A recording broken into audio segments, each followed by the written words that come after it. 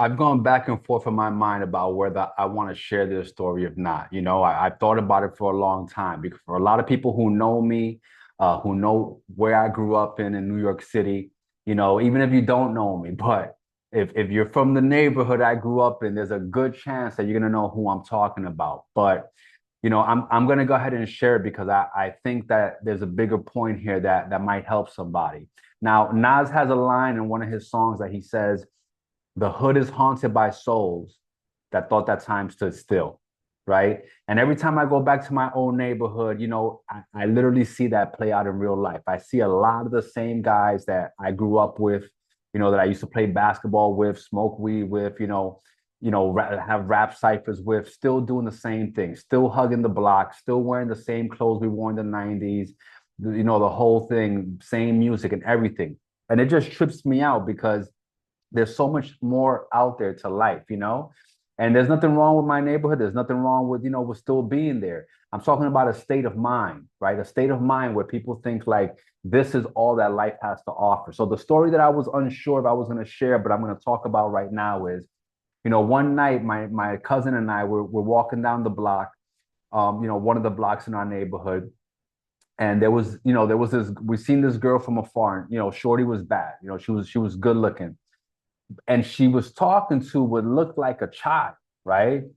But as we get closer, we realize no, it's not a child, it's a full grown man, right? He just had like super short legs, like stubs for legs. And he used to get around our neighborhood on a skateboard, right? Everyone knew who he was.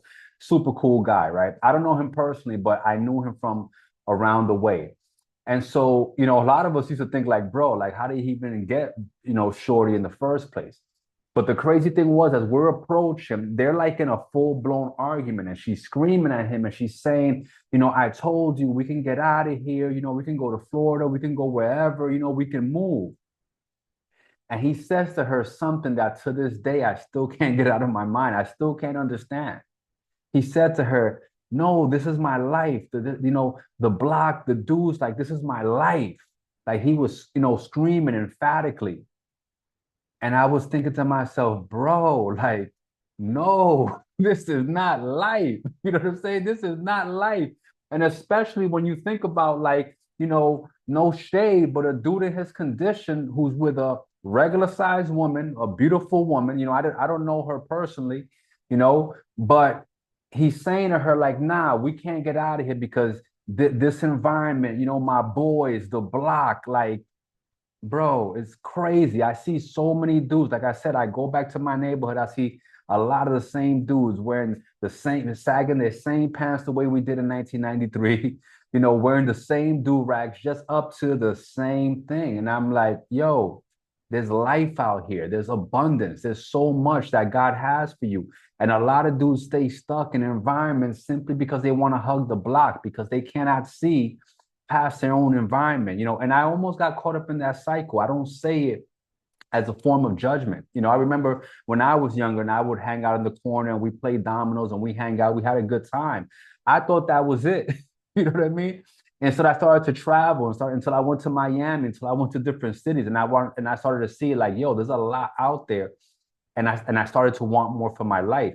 But the crazy thing is that a lot of people do leave the environment. They do get out and then they miss it. Like they miss the chaos, they miss the noise, they miss the smell of piss in the train. Like they've been so conditioned by their environment that they can't adapt to anything else, right? And so again, for people that know me, who know what neighborhood I grew up with, coming up, maybe you don't know me personally, but you might know who it is that I'm talking about. I'm not making this video to put nobody's, business out there. Truth is, I've never seen that guy ever since. I don't know what came of his life.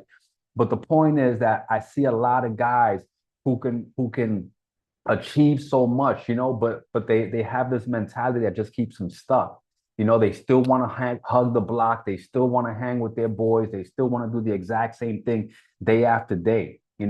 So if you're someone who's in a situation or someone in a situation, I'm here to tell you, bro, it's not too late. Okay. It's not too late. I said it in love with no shade at all. This is not a shot at anybody, bro. Like I swear this is in love. There's more out there. That God has a calling for all of us. He made all of us with a purpose on our life. Okay. And I just encourage you, like, we're more than our environment. We're more than our hood. We're more than a corner. You know what I'm saying? Like there's a lot. There's a lot. So I could go on about this forever because, like I said, it's just something that shook me my whole life, and maybe it was something that God showed me so that I could not get caught up in that mentality. But anyway, I hope this message blesses you. I'm not gonna go on too long. Peace.